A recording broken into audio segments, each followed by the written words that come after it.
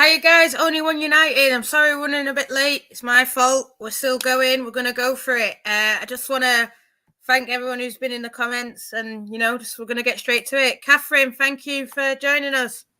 No worries, mate. How are you doing? I'm good. Namrata, are you good as well? Yeah, I'm good. Nice to be back. New season. Yeah. I'm good. We're all good. Lanzel, you're good. Yeah. Good. I can't hear you, Lanzel, so I don't know if you want to come back in and come out.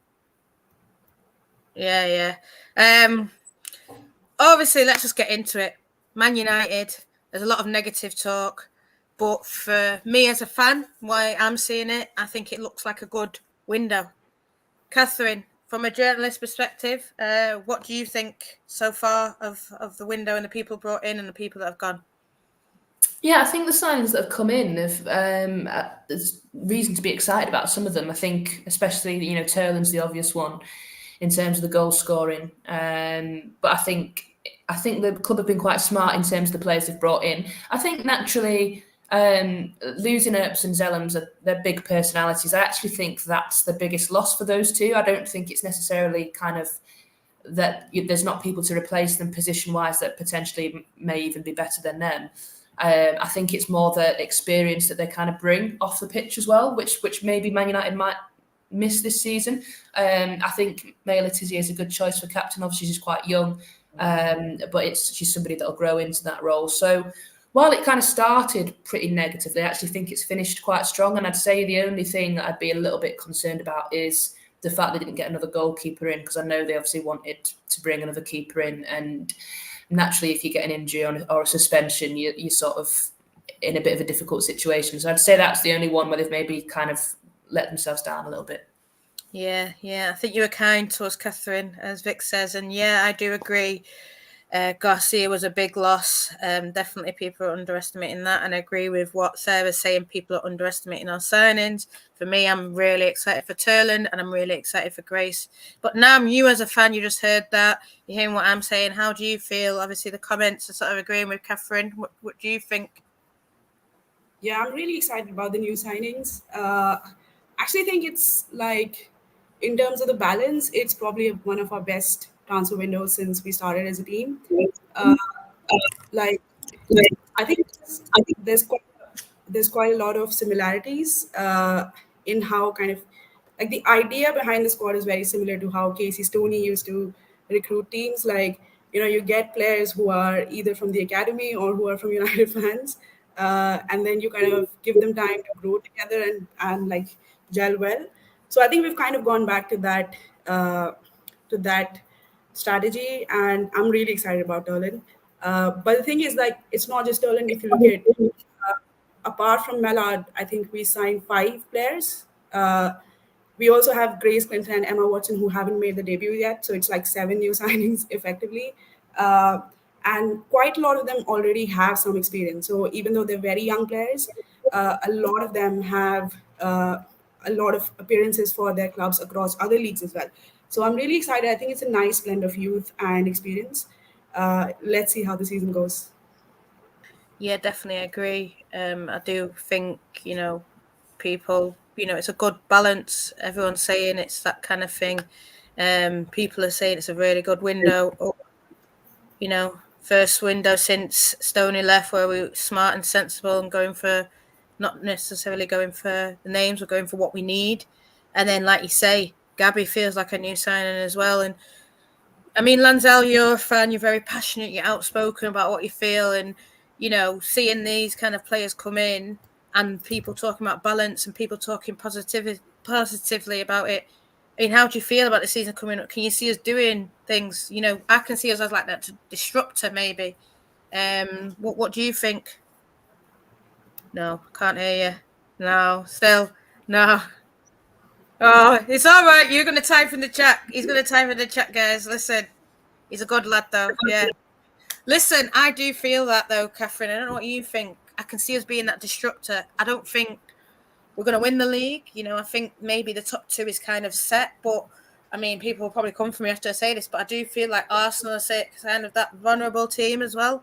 I mean, we saw last night they create a lot, but they don't finish the dinner necessarily. And I do feel like for Man United to get the top 3 or be anywhere around it. It's not going to be. It will be like the games against Arsenal and Chelsea, etc. But for me, it's the games like Brighton and Leicester and Spurs where we dropped points last year. And I think if we can get back to being consistent and winning those kind of games, that's when you're in and amongst it. Yeah, no, I agree. I think as well, obviously, you're looking at Chelsea and City have pretty much qualified now for the Champions League. They're going to have that to balance.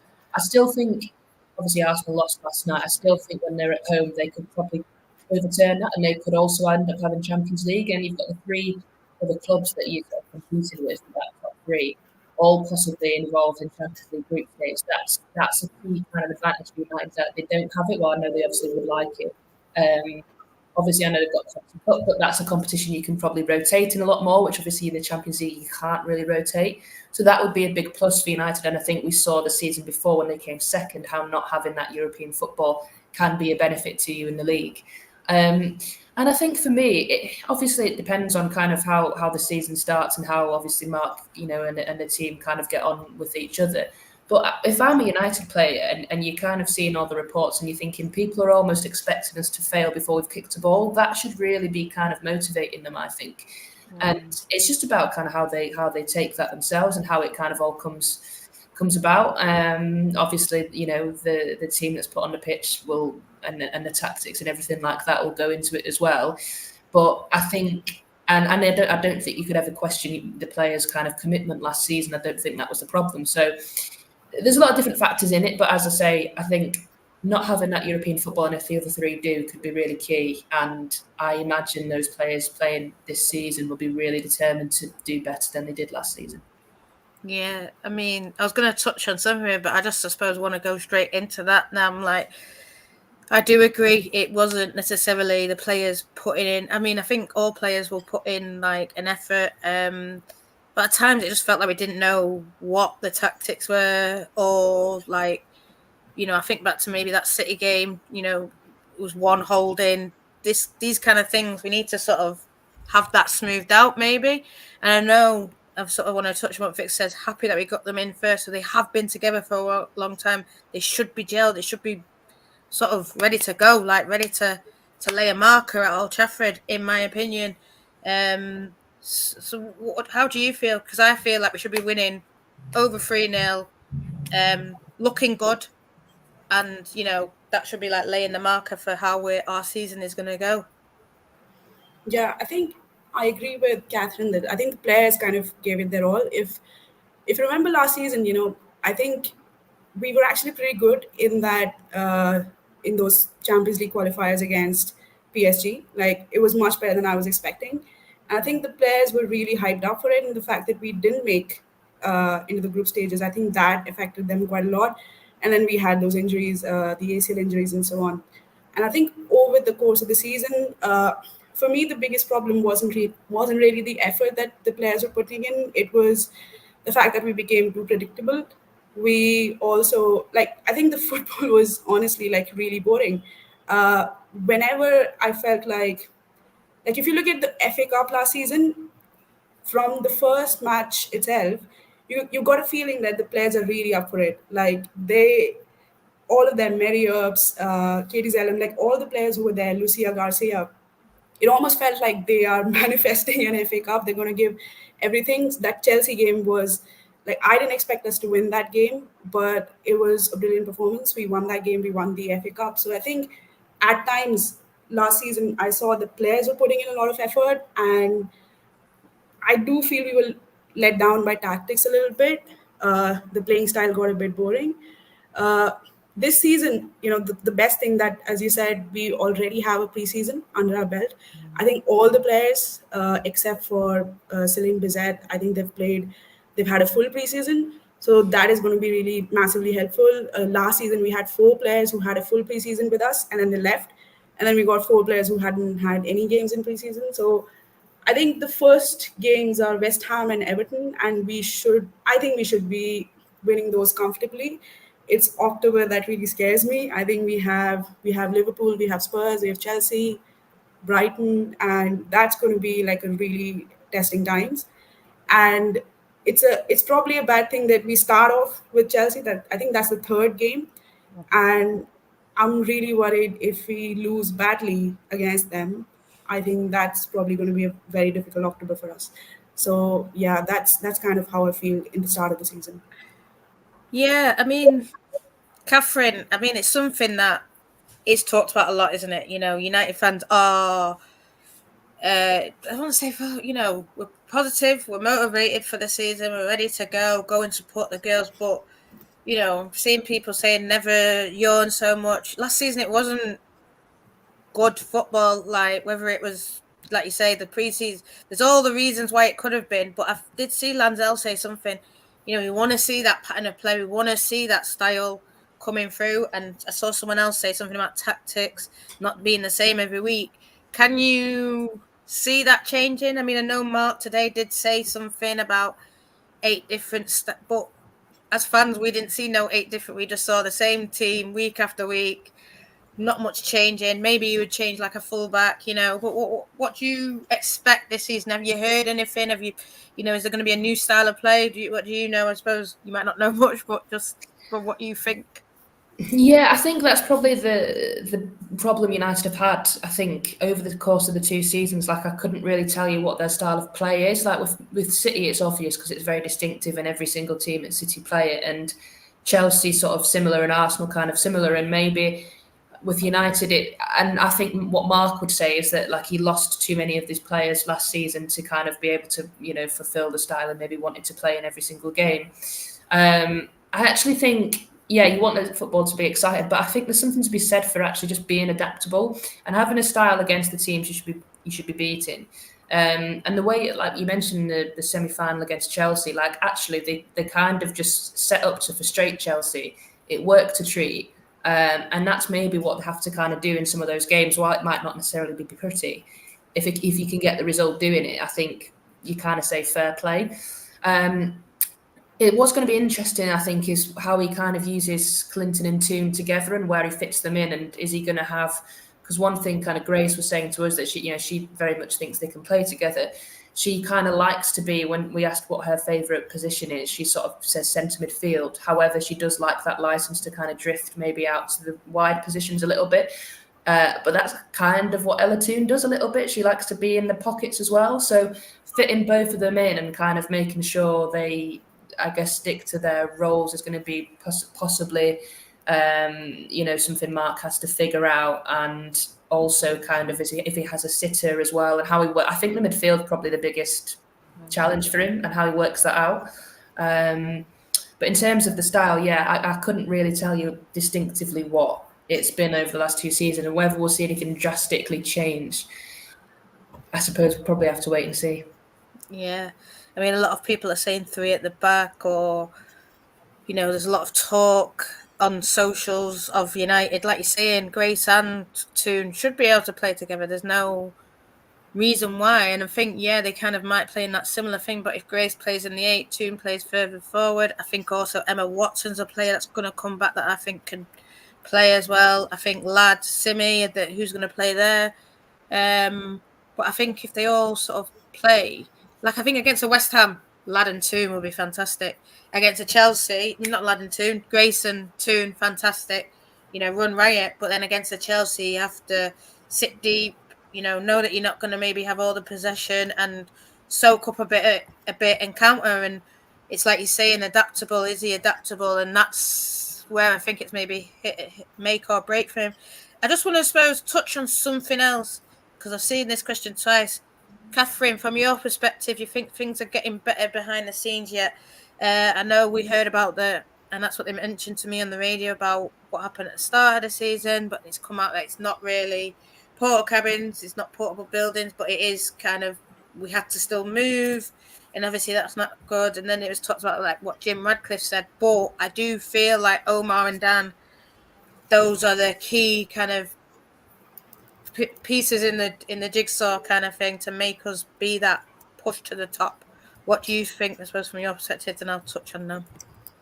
Yeah, I think they're those two, Dan and Omar, they're going to be the ones that are around it day to day. And I think it's probably still too early to tell kind of, how much significance they'll have and how much time they'll spend with the women's team compared to the men. The only thing I would say, while obviously like it, I don't think it was great that the team had to move out of their training facility. I think it maybe got lost in the reporting. Actually, they were going into temporary buildings, not portable buildings. I think because they were previously in porter cabins potentially under Casey, it then sort of got lost as to what they were actually in. But I think it's technically temporary building that they're in while the work's going on.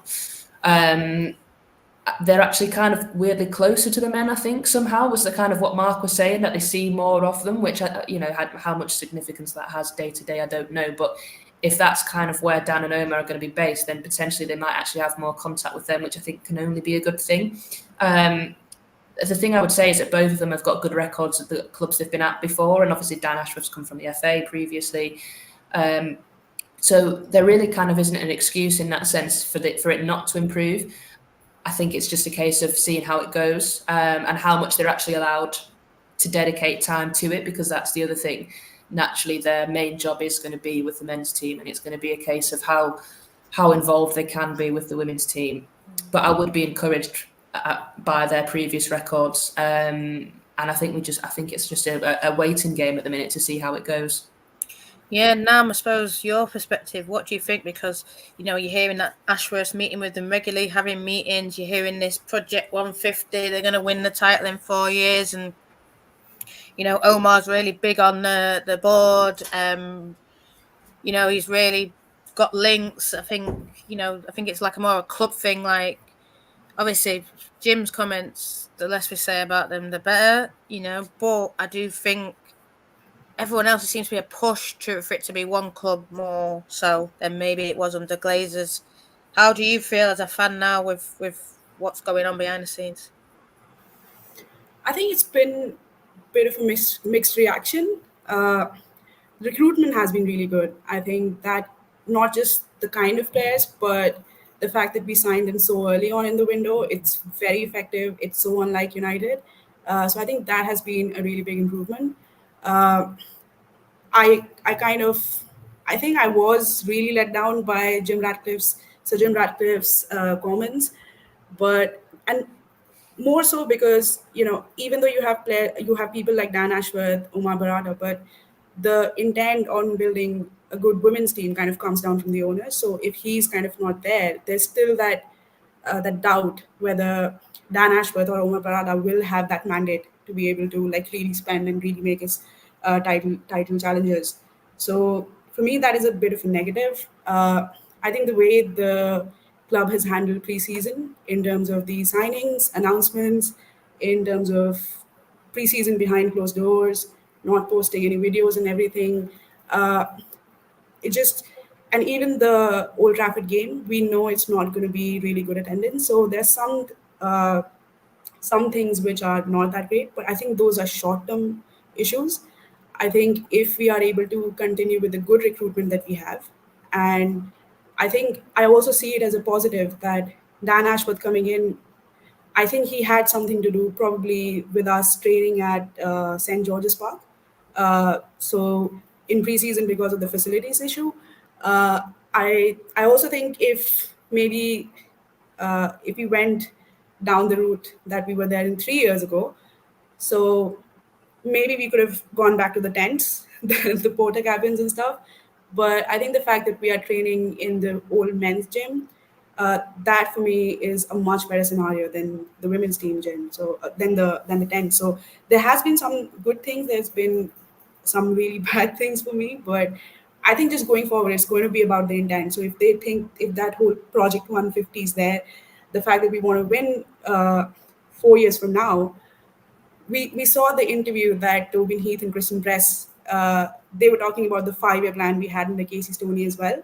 And we were kind of 2 years ahead. We had a chance to kind of go for the title in the third year, but then the club said, no, it's not in the plan, so we didn't make any investment. So it's good that we have that long-term plan, but I think if the opportunity arises for us to kind of speed things up, I would like the club to do that.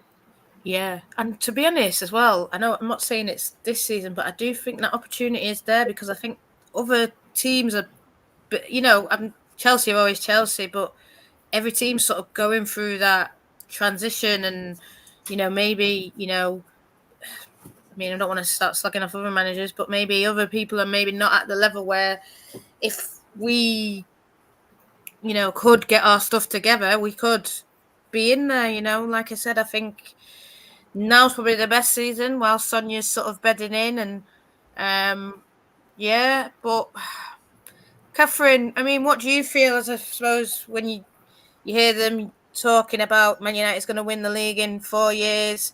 Do you think it's feasible? Do you think it could be done? Or do you think, no, it's not good enough? They should be saying 2-3. What your perspective, I suppose? Yeah, it's tricky, isn't it? Because you think 2 years ago they finished second and the title went down to the last day, and maybe that was overachieving in their kind of minds and quicker than they kind of thought.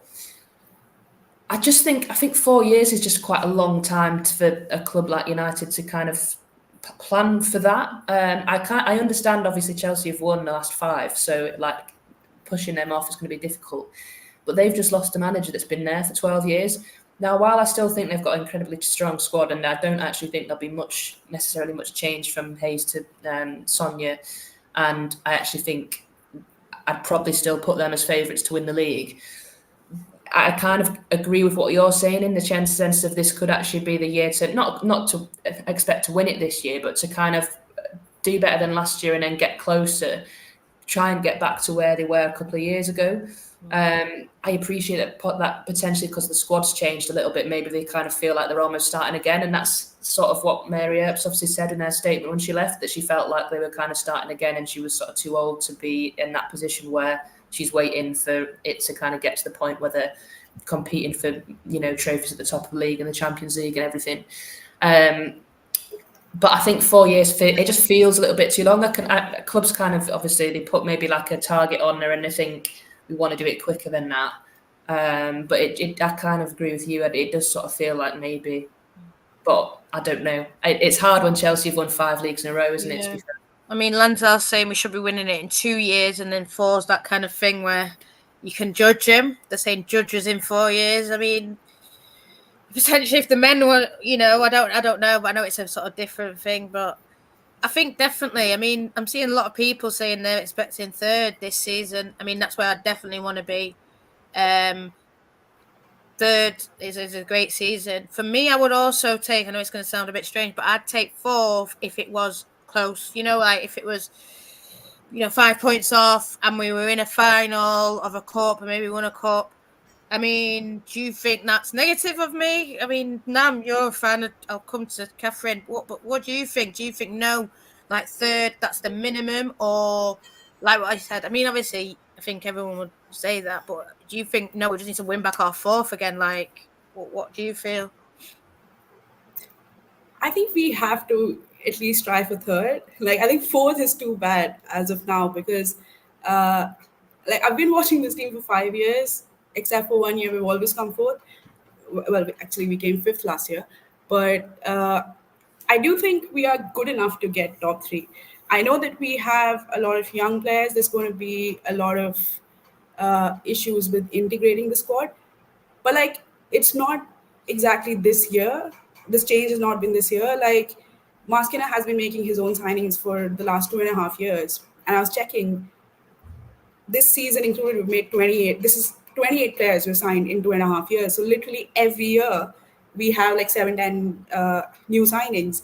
And the problem is not the fact that we have a lot of new signings, it's the fact that he hasn't been able to kind of integrate these players and give them minutes in the starting 11.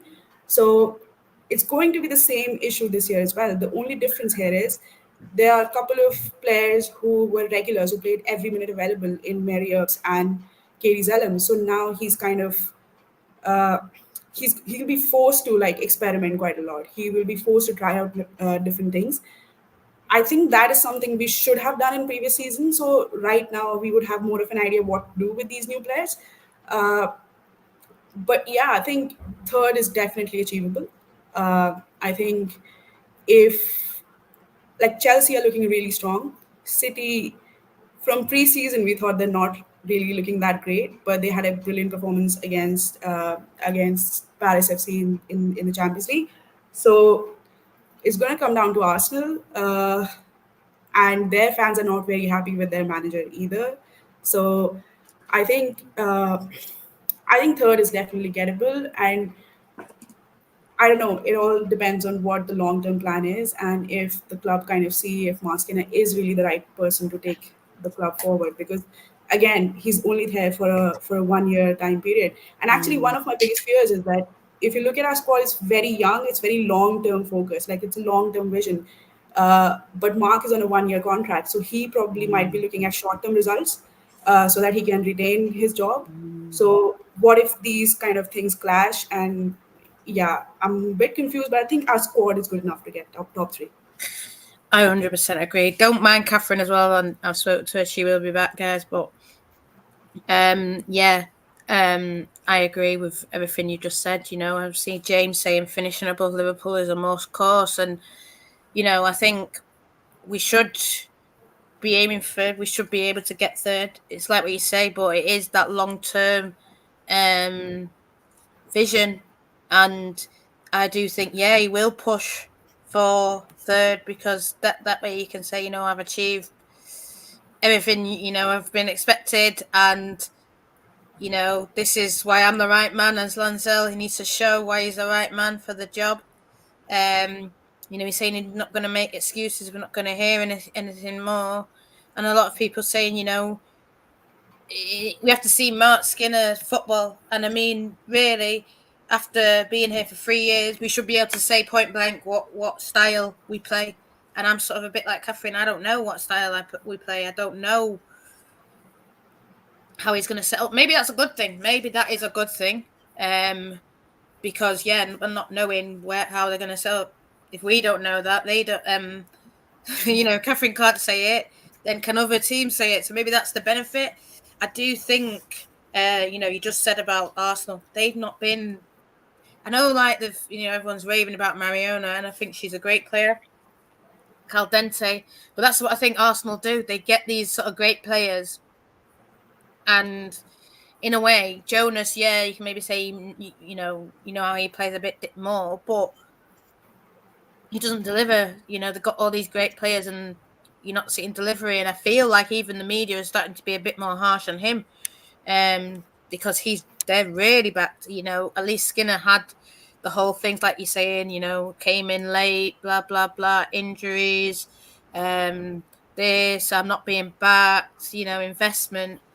With Arsenal, they've not got those excuses, so I do feel. I mean, I don't know. Kathryn can come in and if she's ready, but I do feel like the pressure is on Jonas maybe a bit more from the media, because there is no excuses there in that terms of that. But Man United, you know, Skinner's always had that excuse. So I suppose. How does it feel like in the media? Is that pressure on Jonas? But what do you feel like? Will the media still put that pressure on Skinner? Just to suppose this is the last one from Kathryn, guys, and then. I think actually Jonas and Gareth at City, I think both of them. Gareth's actually the longest serving manager in a WSL, actually, and I asked him about it at the media day, and I kind of worded the question in a way I sort of said, does that kind of bring more pressure? And he was like, third question in, you're already asking about pressure. But I think if you're Gareth, I think you've got to win the title this season. Like, Emma's gone, they lost out on goal difference last year. I think if they don't win it, that's just like, you know, I don't know, kind of know where they go from there. Same with Jonas, obviously came in not that much longer after Gareth as well. And I think he's had 2 third place finishes in a row now. Again, I think he's got to be aiming for sort of minimum second and really getting at least a lot closer to the league. So to be fair, I think all 3 of them, Marc as well, because of last season not being great, I think all 3 of them are probably going to be under pressure to a certain extent. Sonia probably because she's new, and she'll have pressure in the sense that Chelsea, there's an expectation to keep winning, but I actually think probably not quite as much, because, you know, if she didn't win the league in her first season, I think people would kind of say, you know, people would say fair enough. But I think Gareth and Jonas are under as much pressure as Marc, to be honest. Just that one last one from you, Kathryn, and I'll come into Fig, and then Kathryn's going to go. Who do you think could be sacked first? I know maybe you don't like to hear it in the women's game, but listen, it's the same. I mean, I don't think Brighton will, because I actually think they'll give Dario time, but they've got a bit of a bad record of kind of sacking managers if they don't do well. I fear for West Ham a little bit in terms of the additions they've made, and if they're kind of down there, but I don't know if they'd actually sack Rianne. So Out of the big ones, though, out of the ones that you've just mentioned, who do you think, like Jonas, Skinner, both Skinner's on the 1 year? Yeah, I actually think. I don't think any of them would be strong enough to sack them. They'd have to. I think they'd have to be on a really bad run. I think the only way Mark, Jonas, and Gareth get sacked is if they're on a really bad run. It's like 4 or 5 games in a row that they've slipped up. And if Arsenal were to go out the Champions League next week and were to have a really poor start in the league, I think Jonas would potentially be at risk. But because Gareth's going to be in the Champions League group stage, and City don't really have that record of sacking managers, I think he'd probably be all right. So I'd probably say Jonas is the most vulnerable of all of them, but just with that caveat of if they don't get into the Champions League group stage. Fair enough. Thank you, Kathryn. You've been really great. We really appreciate you coming on. Sorry for having to dash off. Mice in my house is stressful times. No worries. Get it sorted. Thanks, See you guys. later. Bye. No, I'm sticking with you just to the end. How do you feel? Because I know people saying, "Oh, we expect Skinner to go," and think. But do you think they're going to be strong enough? Because if he was going to go, do you not think he would have gone like last season? Yeah, I think with Jonas, so the couple of points here. I think with Jonas Idwal, Arsenal kind of chose him over Miedema, and I think the fact that they kind of put that trust in him, I think maybe they might not decide to sack him unless the results are like really catastrophic, like they're 5th or 6th by the end of the season. I think with United as well, I think the most interesting part here is that for both Arsenal and United, there's one person. So you have Casey Stoney who's available, which means that with United, obviously, she's a fan favorite, and I think a lot of Arsenal fans would also be like really excited to have her as the manager. I think Serena Wiegman's contract ends in 2025, so she might have the eye on the Lioness's job as well. So I think both the clubs, if they have Casey in the plans, they might, if the performance is going to go down, they might actually go out and try to sign her. But I think Gareth Taylor, I think City have actually really trusted Gareth Taylor. Like there were a lot of situations where he could have got sacked already. They didn't sack him.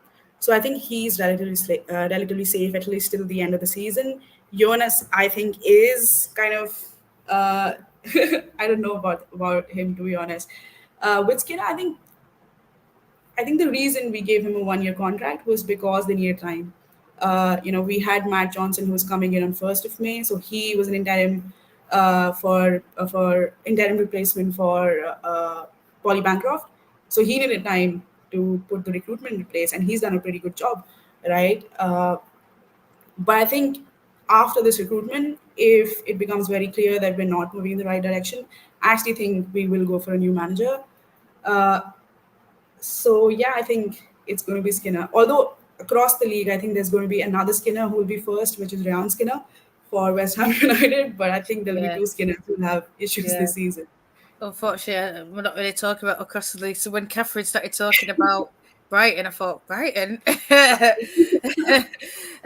But no, yeah, I do agree with what you're saying. Like, I mean, Vix is saying, do you think he could be sacked by Christmas? And Lot saying, I think if we're out of the top 3 race, he could get the sack and, then start for them, the new manager, having the players and then building for the summer. And then you're starting that thing.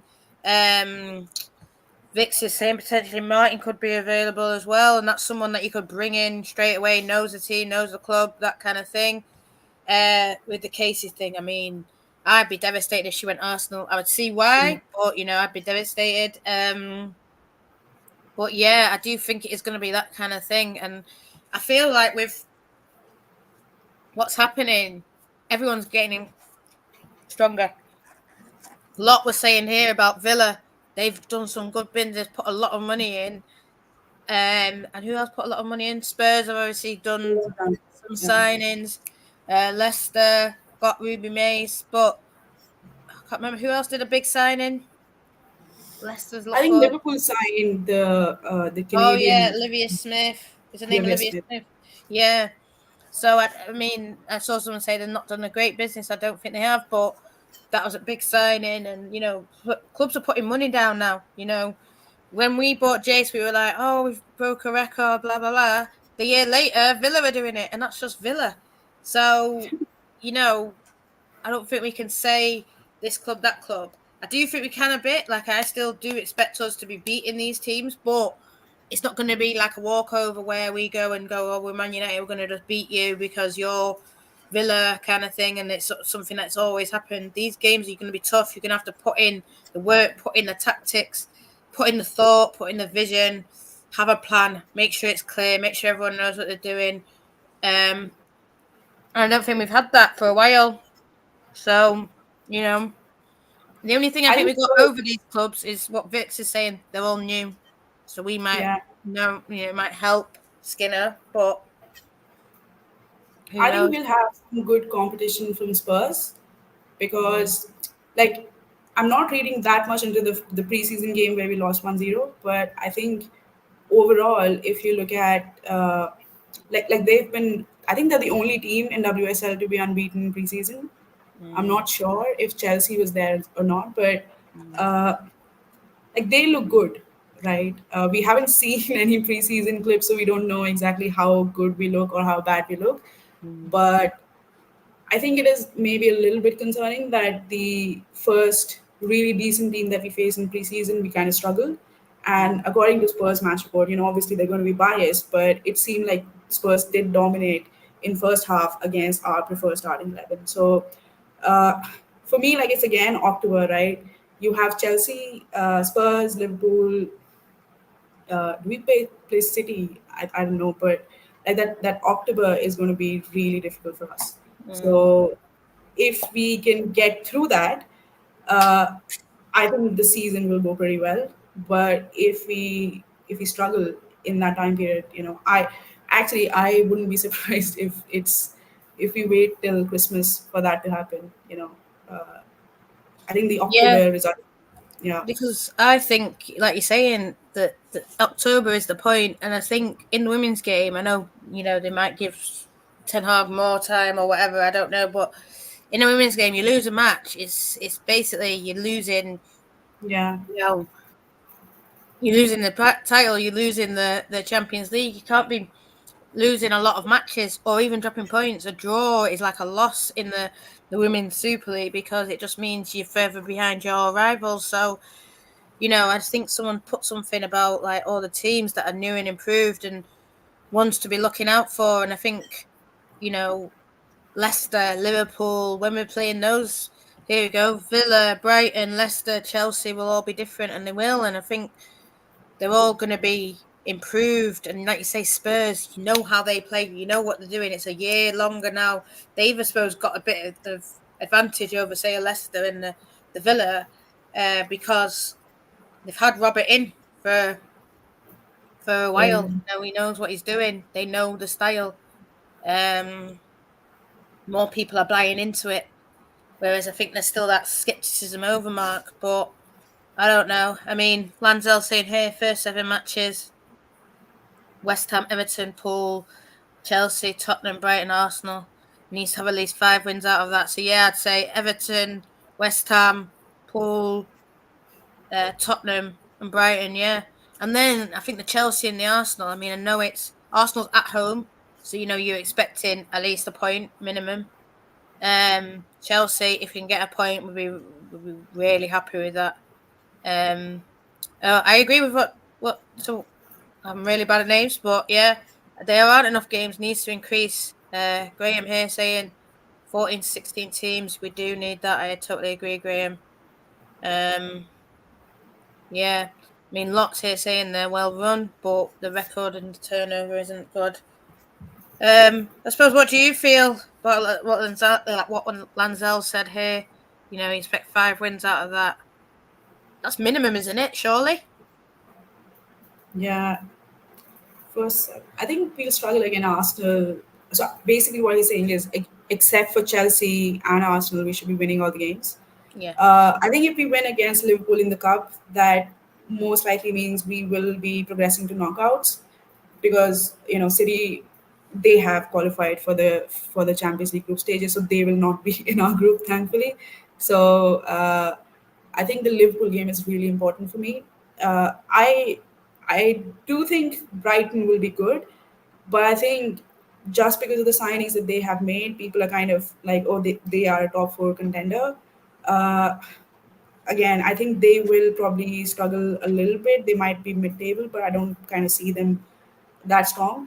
But the thing is, we have actually, it's always frustrating to play Brighton. We lose or we draw to them so much in the last few years. And like maybe they'll be up for it since we have Derlin. We kind of took their best player. So, uh, but I still expect to beat them Yeah. for sure. For Yeah. me, I think what changes it is that we're not at that stadium. We're at a Mm. men's stadium that would probably Yeah. suit us better than them. I'm not saying it won't suit them, but I just think, fast, got a full length pitch. I think that might be a downfall of them playing us there. I think when we play them at that other stadium, that's where they seem to get the better of us. Yeah, I agree. Brighton are going to be mid-table, but they'll be happy with that. Yeah. They were in a relegation scrap before. If they go mid-table, I'm sure their fans will be happy. So they signed the Arsenal academy player, right? Michelle Aguiman.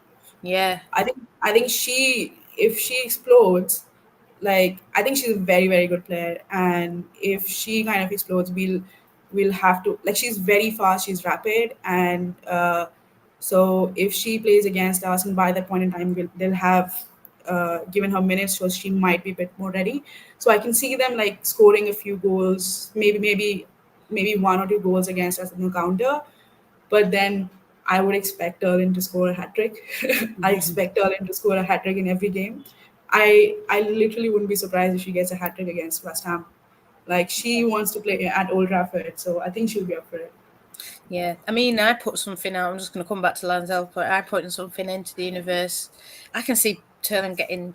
I don't want to pressure her, but 20 goals. I mean, that would be a phenomenal season. Yeah. But I can see, she scored 13 last year. So what we're looking at, 16, 17. In the league. And then there's cups. So 20 is a kind of thing. I expect her to be top goal scorer. A hat trick at Old Trafford. It would just set the scene. Thing is saying Paris is the 9, Frank Kirby. Don't think Michelle will start. I mean, she might be alongside Paris, but I think Paris is going to be their main striker. And yeah, Turlin Golden Boot contender for Lanzel. Proper striker. And it's just about using it correctly, isn't it? It's just about playing those balls for her, getting the wing play, getting her on headers. I don't know if she scored a lot of headers, but that's the kind of Yeah. what we should be doing, shouldn't it? I I think suppose. Grace Clinton has also scored a few goals in preseason. So if Yeah. she plays, I think the West Ham game is the perfect game for us to start off with. I'm really sad that it wasn't at LSV. Like, I think like even 20,000 people at Old Trafford, like, it's not the same atmosphere as LSV. But I still think that we can, if we can win by a good score, if we can give minutes to most of our new signings. Like, I'm really excited about Anna Sandberg as well. I do think she won't get a lot of chances. She might get some chances in World Cup, but yeah, I'm so excited about Turlin. Honestly, Turlin and Grace Clinton. Yeah. I mean, Sarah saying Jace as well, big season. I do expect a big season from her. She's more settled now. And I think we can see a lot of things for her because I think she's going to be playing a lot of ball. She moves the ball, chances created, and now we've got that, I suppose, killer 9. I do think Mallard's still very good. I'm guessing, yeah. Do you see Mallard on the left wing? I do, in a way. I do see Turlander was a central striker. I mean, whether they play together, both are down the middle, because I do really like Mallard down the middle. I always wanted Mallard down the middle, but there was times where Mallard would be down the middle, and then she would drift. So, or she wouldn't be always up top. Whereas I think Turlin lives on the edge of the box, on the edge of the line, trying to score like a out and out 9 kind of thing. Mallard maybe less so. Mallard maybe drop deep a bit, whereas I don't think Turlen will do that. Turlen will just be there, boom, waiting to score. That's what, if she's dropping deep, then we're doing something wrong. I see with Turlen. But I mean, what do yours? Because he asked you as well, Nam. What do you see Mallard doing? A lot of people answering as well here. I think she's going to start on the left. I think we will probably start the season with Mallard on left wing, Turlen up front, and Jace on right wing. But I think eventually we'll have a Mallard, Turlen, and Celine Bizet front three. The reason is, like I think as Lord also mentioned, she's kind of a like replacement for Lucia Garcia. She's really good defensively, like her stats are incredible. And while Lucia she used to attempt a lot of shots, but her conversion wasn't that good. Now Bizet doesn't really attempt a lot of shots, but her conversion is pretty good. She only scored 4 goals last season. So I think she's also quite young, so there's a higher ceiling. And I think if you just look at her personality and how excited she is to play at United, like that will, I think, did she write "Glory, Glory, Man United" or something? Like she's buzzing to play for us, and I do think she'll make her way to the starting 11 eventually by the end of the season. Yeah, I do think that as well. I think she's under. I don't know. I mean, yeah, it wasn't like one I was buzzing for, but I am excited for her. I do think she will do well, Celine, and I think a lot of people are writing her off. Oh, it's not what you should be going for, and oh, you're just beefing with Spurs. I wasn't beefing with Spurs. I was just happy. It was just funny. I think how it all ended, because I think they were talking a lot about when Grace returns, when Grace comes, Grace is going to sign for us, and then we just reversed it, and they were back together at United, and it's it's just funny. That's why I think that little beef or whatever or happened. But yeah, I think she's got a show. I think she's still raw as well, but I do think she has a lot of potential, and I do think like what you say, maybe Jace will start, but I do think he has to give her the minutes to show, to perform. I think it's gonna be interesting to see how everything goes, because people saying it here, Watson, Hinney, these are people that we need to see, not just and if they play well in the cup, say if Hinney plays in the cup, then I want to see him in the league. These are the kind of thing he's saying. No one's position is safe, and I wonder if after him being this is my starting 11th and no one changes, now he's saying, oh, you have to fight your way, and I'm thinking this is nothing that when Mayo is saying captains aren't safe, it's as if he's sort of thinking I'm not safe, so I'm gonna have to show now. I mean, I suppose what do you think, kind of with all the names that we do have, and we know he doesn't like this, he's pressed a lot on it, but rotation and this kind of thing, what do you think about it? Do you think we're going to see a lot of changing, or not too much, but see people playing on form? I think that what I said, that the fact that he's on 1 year contract, and he prefers playing with established players who have experience. I think maybe the reason he does that is the established experienced players are maybe more adept at kind of understanding him, kind of keeping up with his style of communication or something, while I think the younger players, they need more instruction. They probably need more guidance, and maybe like there's some disconnect I've been seeing with Skinner. But so I think he will still go for the tried and tested. We will be seeing a lot of Rachel Williams, I think. Leah, I think we saw Leah Golden played at left back or left wing back during preseason, so I think Leah will also have pretty much a lot of game time. uh, I think he will also try to play like Mannion at right back in a few games, which I think is okay, because I think Jade Rivera kind of, she played too many games last season, and considering she's kind of injury prone, it's probably good that we have a replacement available for her. But I think last season defense was really bad. Like the season we came second, we conceded 12 goals. Last season we conceded 32 goals, right? So we can't have a season like last. And one of the problems was that there was a lot of chopping and changing, like the defense kind of kept on changing quite a lot. So I hope there's a lot more stability in the defense, because without that, it doesn't matter who's playing in the midfield. It doesn't matter if Terry's scoring 3 goals every game, but that is something. And I'm kind of concerned, to be honest, with the defense. Even though we signed Dominic Janssen, I think she's a really good player, really versatile player. Anna Sandberg is there. She's very exciting player. And Gabby George is back from injury. But I think he probably hasn't figured out what formation he wants. I think he hasn't figured out the back line yet. And the fact is that Fallon as well, that is also a factor that will play in, because everyone is so used to Mary Earps having a new goalkeeper and how they kind of integrate her into the team.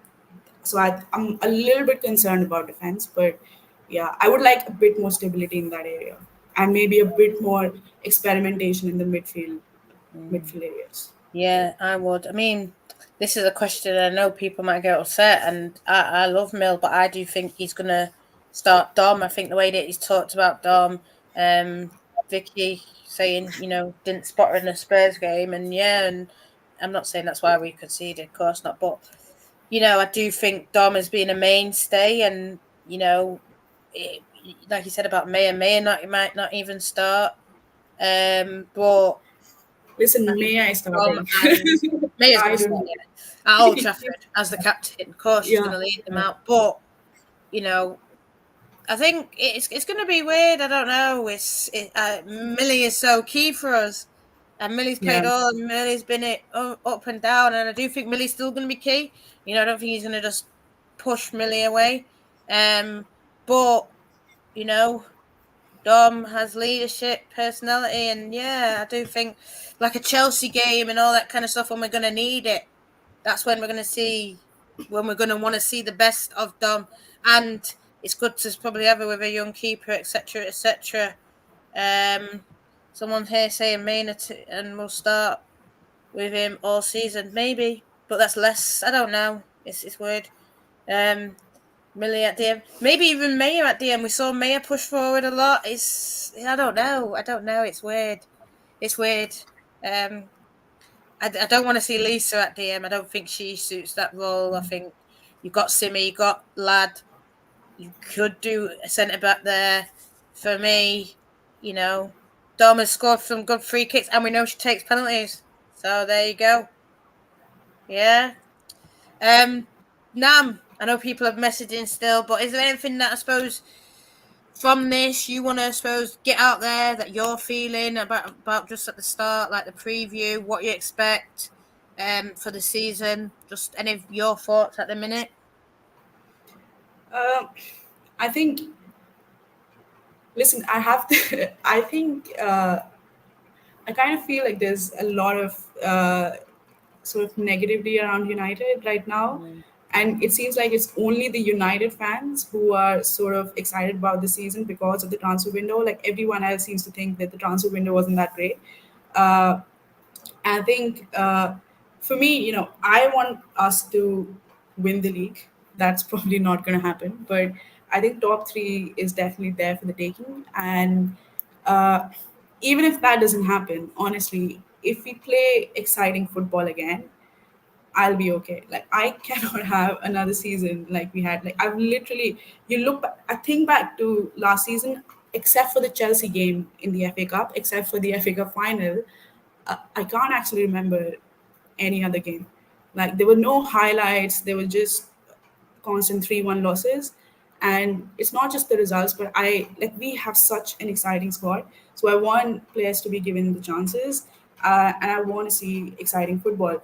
And it's fine even if we come fourth, but we really go out there and try to improve our style of play to play exciting football, because that's really what's going to fill stadiums. That's what we're looking for. Last season was just way too boring. Yeah, and I agree, and I think like what Kathryn said at the start, it's going to come down to tactics of it. I think a lot of people are saying he's got his squad now. You know, I was on the radio, like I said, listen back, Radio Manchester, but he's got his. I was on with Andy Slater, and he said he's got his tools now, and it's about how he makes it into the piece that we want to see. So yeah, I think this could be a topsy-turvy season, but eventually it'll get us where we need to go because we've got that squad there now. I'll actually ask. I have a question for you. So apart from Derlin, who's your favorite signing of the season? Apart from Derlin, because she's the obvious answer.